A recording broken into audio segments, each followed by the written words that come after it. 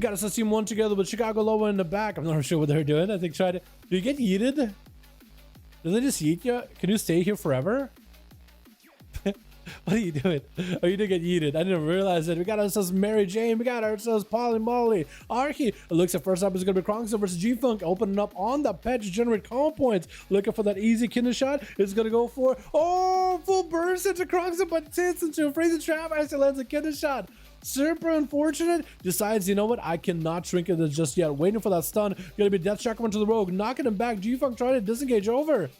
That Death Chakra is going to do a bit of damage. Kronkster with evasion.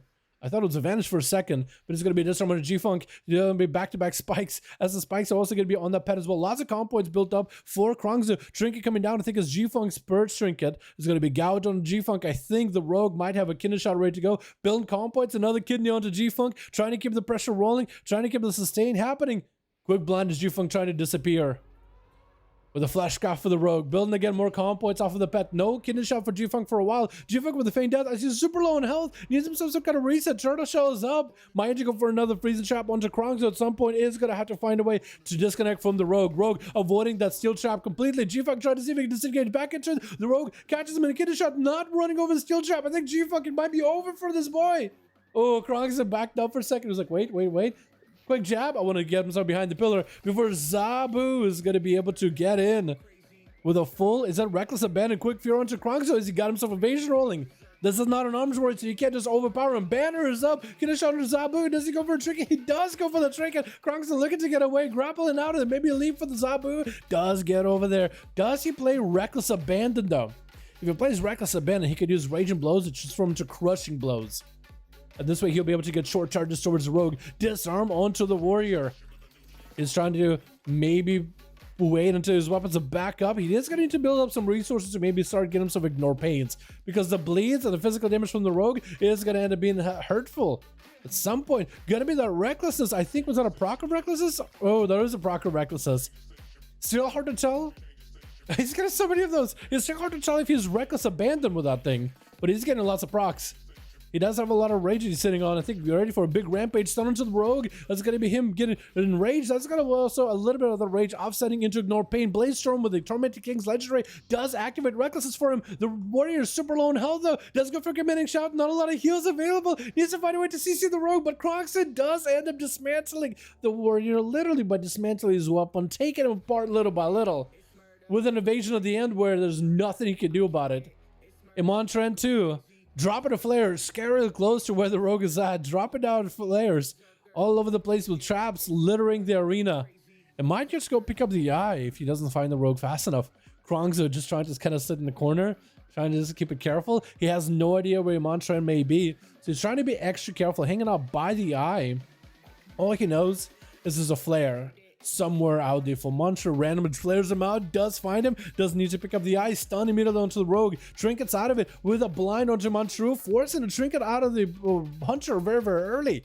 Disarm into a fleshcraft. Monstru does not have a weapon to muzzle him with. Wait a second, wait, that's actually a bit of a cheat code. He needs a weapon in order to muzzle him. That is weird, because the rogue needs a kick. He doesn't need a weapon for kick. You know, Warrior needs a fist to pummel. I don't think he needs a weapon to pummel. That's actually kind of a cheat code. Disarmed him with a freebie fleshcraft. Nothing he can do about it. Freeze the trap onto Kronkster. At least Emotes might be able to survive a little bit of the output out of the rogue. We're just playing this duelist outlaw. Charges over to Emotes. Also has another charge to follow. Turtle Shell out for Emotes. Is gonna need to find something in order to give himself some healing. Needs maybe another camo. Needs some sort of freezing trap versus Kronkster for sure. Feign death for a moment, drop down a trap. Kronkster avoiding those traps completely. And looks like the hunter does fall.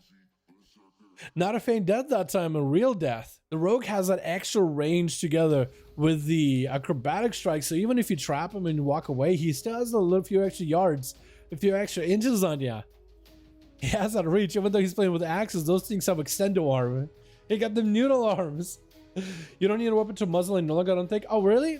Because he hit him with the disarm and popped fleshcraft, so I thought that maybe you need a weapon to muzzle. But maybe I'm wrong. Maybe it's just a bit of a misplay from the hunter then. Hard to tell. I guess we'll have to find out, right? I'm actually really interested. I want to see if it's possible. After this one, can somebody disarm me in the game in PTR. I want to see if it's possible to interrupt without a weapon. Big damage into Kroxo. Has on Trinket. Is going to go for a vanish as he escapes from Elfman. Going to be a blind now. Likely going to be a rogue caught out in the AoE. And unless there's going to be a Hodge maybe out of Elfman, that blind could have been really deadly. Disarm to Elfman for a second. Kroxo does get to survive that massive burst out of Elfman. Going to be combo. It's going to build up Elfman. Is going to be able to get out of that one. Oh, blind with a bubble. Kroxo does not have any way out. Elfman chose to bubble it just to make sure he gets to slam the rogue down. That could have been an easy escape. I couldn't interrupt. Nope. So, okay, after this, we can test it. Because I'm in survival of my spectator character. Elfman with the wings, trying to keep the holy power building. He doesn't have a bubble, so he needs to use everything he can just to survive the damage that's going out. Got himself big Crusader strikes building up little by little. Chicago Lobe with another alley blast versus Elfman. And that's going to be the Thunder Charge to give himself a little bit more cooldown reduction. Ghostos should be up and running soon. Actually, could use them right now, actually. In fact, should be using them on cooldown all the time. Big alley blast with Elfman as he's trying to create some line of sight. Slow onto Chicago. And he does get himself a flesh cap. At least got himself a little bit of survivability. 2 minutes on that bubble. So if Chicago can just force pressure before those 2 minutes are up, he could have himself something to work with.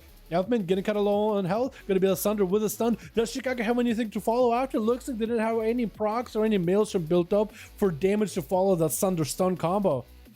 And Elfman is going to be activating that shield trinket that does offset a lot of the magic damage into this absorb shield. Stun in Chicago with Seraphim. Full final wreck. Does Elfman have the procs he needs? And Chicago is going to be able to get himself a trinket of their own with a pretty big magic defense, which is going to be a lot of that holy damage from Elfman. Offset, big chain harvest onto Elfman. That is going to be his legendary for taking his activated Sunder onto Elfman. Bubble back up in 25 seconds. So actually, I think he stood his ground long enough to be able to come back unless Chicago ends up taking him out. Elfman still super low on health. No more shield defense anymore. Does he need 17, 15 more seconds on a bubble? Using blind in Chicago just to AFK and wait. As we're 8 minutes into this duel, unless Chicago has a big chain harvest within 5 seconds, I don't know if they end up taking him down. Big Ellie Blast does puncture into Elfman. It looks like he's going to be able to get bubble easily. Wings proc up for Elfman. Does he maybe get some big bursts out of this? Divine Storm procs are happening with a Wake of Ashes as well. Going to be a big Ellie Blast, and there goes the bubble. Chicago is going to have to use whatever maelstrom they cooked up in order to heal themselves. Pop it in the Ghost Wolf form in order to get passive healing while in Wolf form. And it's going to go for regenerating while in Wolf. Very well done. But a stun out of Atha is going to force a trinket out of Chicago. That is a wings, I think, proc for Elfman, if not real wings, with a wall for Chicago. And Elfman now is kind of back to being exposed. He has wings in order to keep himself healed. But Chicago, oh my god, does not have wings. Ghost Wolf's coming up very, very soon. He's going to proc the Wolves as well, rather Raptors. So at least there's Maelstrom, but the mana is running kind of dry. Mana is running kind of low. Chain Harvest on Elfman does a bit of damn, but not as much as he wanted to. Big Ellie Blast afterwards with a Ghost Raptor just absolutely shredding him. And another one spawning on top of it. And Chicago is completely low on mana. Elfman backing up out of this shield of vengeance up very, very soon. Now it makes me wonder, is he going to have his Lego back up? He does get a Lego back up. Is he going to have his flesh cut back up? Potentially could have it. Is he going to have the trinket back up for a defensive to reduce the magic damage he's taking? Potentially. So Elfman should have some cooldowns going back a little by little. There goes the defensive trinket. So he actually is playing very, very tanky against this burst heavy meta. Stone into Chicago with Seraphim most likely. No, actually not playing Seraphim. I think he's playing for proc Seraphim. Chicago is going to go for a massive heal. Elfman with a shield of vengeance. He got shields on top of shields. Big Thunder by Chicago. Elfman with a blind with a flesh cow to follow just to give himself as much survivability as possible. Back to waiting for that 2-minute bubble. Chicago is going to just have to find a way just to keep the pressure onto Elfman, get him low enough, and then maybe go for a big chain harvest. But it's going to have to get really aggressive. The more Maelstrom you spend, the faster you spend it, the more Raptors you can get, the faster you can get even more Maelstrom. So I think Chicago might just have to get super aggressive, build up until 10 Maelstrom, and decide whether to heal yourself or to Lightning Bolt, and then start Lightning Bolting him as much as possible. Big chain harvest, maybe with some procs, big Ghost Wolves. I think it's 3 Ghost Wolves, Sunder into Elfman. The Ghost Wolves back up, start attacking Kevin. Why are those 6 attacking Kevin? Oh no. Then 11 minutes into the duel, 37% dampen of the Earth Elemental joins in for Chicago. And Elfman is trying to get himself a bit of recovery behind the pillar. Chicago does have a pre-wall, so they can pre-wall big damage out of Elfman. Since he does have wings available, they might be able to make something happen. Elfman does get Seraphim as a random proc stun. Chicago triggers out of it immediately as the wings come out, and maybe could just pressure Elfman. Unless he gets himself Seraphim soon, or not Seraphim, but Shield of Vengeance? Or Shields? or anything. Is getting a lot of resources back. Sunder with the stuff to follow. Whoa! Chicago does end up taking him down. Took him a little bit of time working him down, but does get him. Not completely out of the game. Big leads by Miseros just to catch up to Chicago. Playing out the Fury Warriors. Chicago's gonna have to find a way to consolidate the coolest back out to fighting the Paladin and try to see if they can outmatch the Banner. Reckless abandon of Fury Warrior. Chicago just trying to get away. Those goes flashbacks from last duel of last time a Warrior was able to just to completely blast him out. Continue to get executes and Miseros takes him out. Just absolute rampages on him. Going up versus Mary Jane, who's gonna go for a banner of his own. Also Reckless abandon as well. Miseros does go for a big self heal. Gonna be a trinket out of Mary Jane for the fear.